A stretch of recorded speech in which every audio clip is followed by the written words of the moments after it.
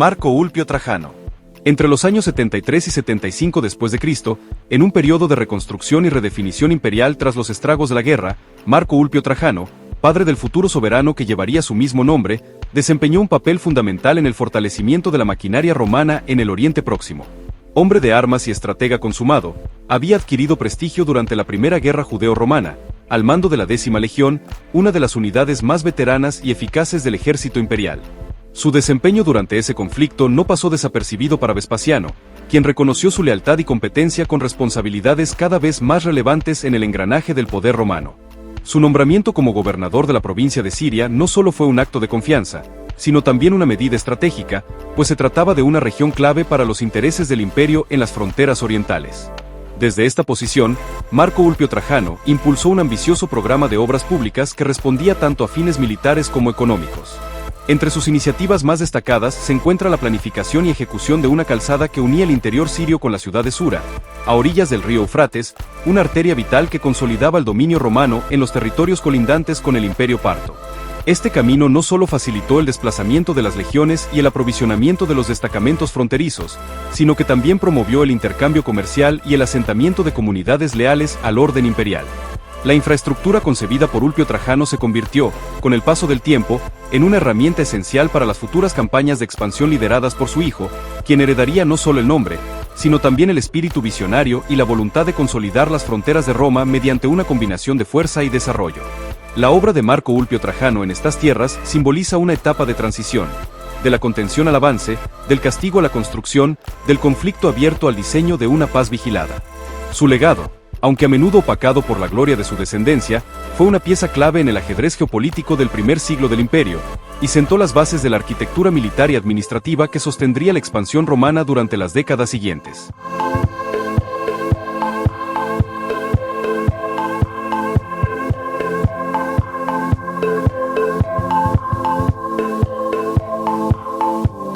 Lucio Flavio Silva. Hacia el año 72 después de Cristo, Lucio Flavio Silva fue investido con la autoridad militar en la conflictiva región de Judea, tomando el relevo de Sexto Lucilio Vaso en un instante crucial para los intereses del imperio. A este experimentado comandante le fue confiada la tarea de erradicar los últimos focos de oposición armada, dispersos en enclaves fortificados y aún encendidos por el fervor insurgente.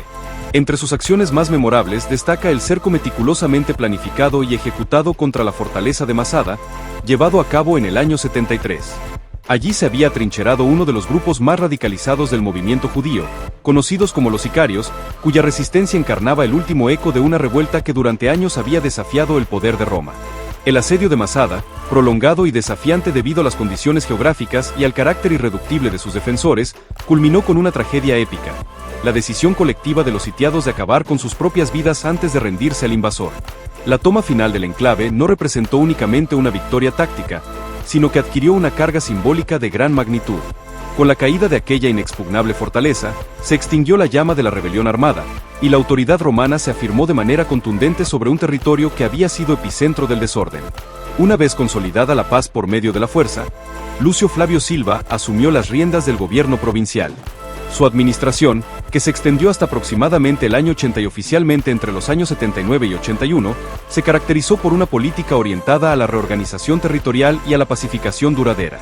Con habilidad política y una clara comprensión de los intereses imperiales, promovió la integración administrativa de Judea dentro del marco del orden romano, mediante reformas estructurales y una vigilancia constante de los sectores estratégicos. El legado de Silva se inscribe en un periodo de transformación profunda, en el que Judea pasó de ser un escenario de confrontación y resistencia activa, a convertirse en una provincia disciplinada y subordinada a la maquinaria administrativa del imperio. Su figura encarna el tránsito del conflicto abierto a la normalización institucional, y su memoria quedó asociada no solo a la contundencia militar, sino también a la consolidación del modelo de gobierno que Roma pretendía implantar en aquellas regiones que, por largo tiempo, habían rechazado su autoridad.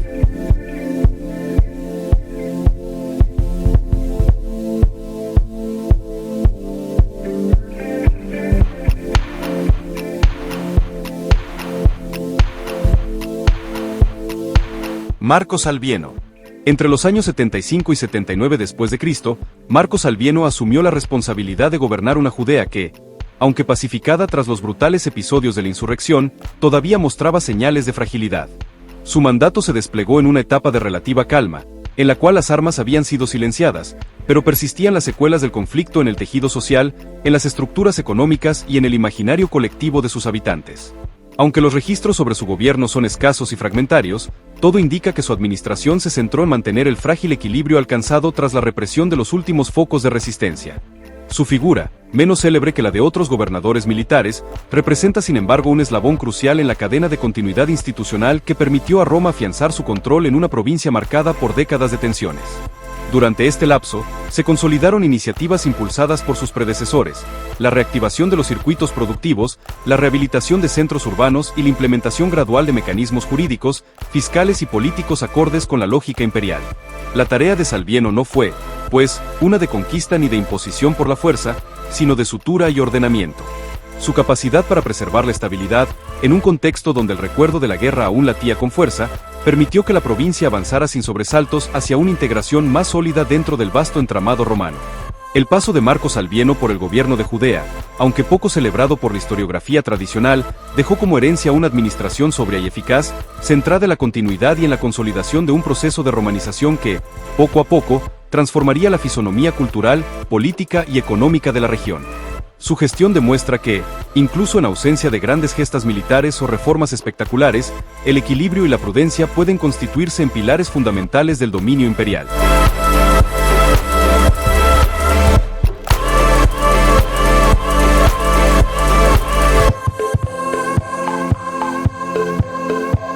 Pompeyo Longino. Hacia el año 85 después de Cristo, Gneo Pompeyo Longino fue nombrado legado al frente de la provincia de Judea, cargo que desempeñó hasta el año 89. Su llegada coincidió con una etapa en la que Roma buscaba consolidar su autoridad a través de una política más institucional que represiva. Las heridas de los levantamientos pasados aún cicatrizaban, pero la calma relativa permitía enfocar los esfuerzos en reorganizar los sistemas de gobierno y reforzar la vigilancia en puntos estratégicos. Longino, funcionario de trayectoria ascendente, asumió su papel con una visión pragmática. Bajo su administración, se mejoraron los mecanismos de control territorial, se fortalecieron las rutas de comunicación entre los enclaves urbanos y se implementaron ajustes en la administración fiscal, encaminados a lograr una gestión más eficiente y menos onerosa para la población local. La estabilidad, sin embargo, seguía siendo frágil y cualquier descuido podía avivar viejas tensiones. Una vez concluido su mandato en Judea, Gneo Pompeyo fue convocado para participar en las campañas contra los dacios durante el reinado del emperador Marco Ulpio Trajano. En este nuevo escenario bélico, demostró nuevamente su temple y sentido del deber. Sin embargo, el destino le reservó un final teñido de drama y honor, capturado por las fuerzas del rey de Cébalo, y ante la inminencia de la humillación pública como prisionero, optó por quitarse la vida, preservando así su dignidad de militar romano hasta el último aliento. La memoria de Longino quedó unida tanto a su gestión en una provincia compleja como a su sacrificio en el teatro de guerra.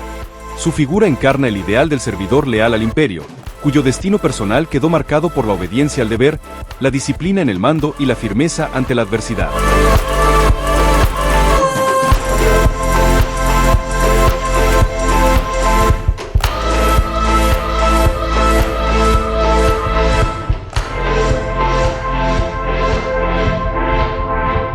Tiberius Julius Alexander.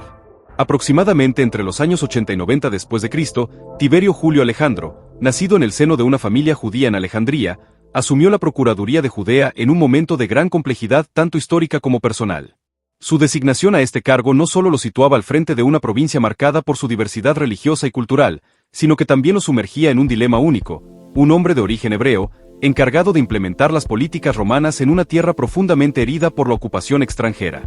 Bajo su gobierno, Tiberio Julio Alejandro se enfrentó al desafío de mantener el orden en una provincia donde las tensiones religiosas entre judíos, romanos y otras comunidades no solo eran evidentes, sino que se exacerbaban por la resistencia al dominio romano.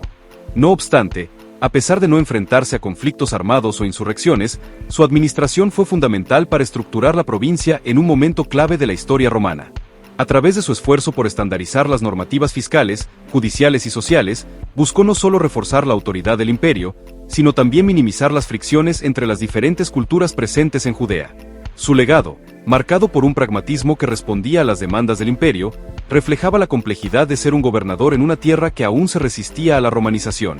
El hecho de que un hombre judío aplicara políticas romanas en su propia tierra no solo representaba una paradoja histórica, sino también un símbolo de las tensiones inherentes a la dominación extranjera.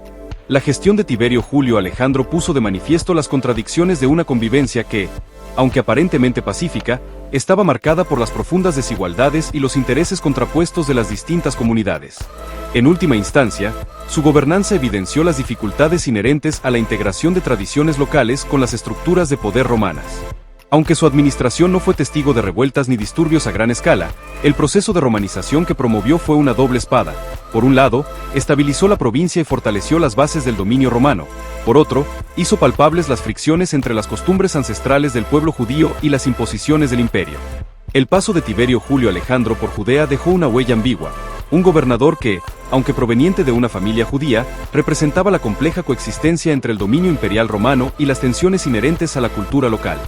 Su legado, aunque menos conocido en comparación con otros personajes romanos de su tiempo, sigue siendo testimonio de los delicados equilibrios políticos, sociales y culturales que definieron la historia de Judea bajo el control de Roma.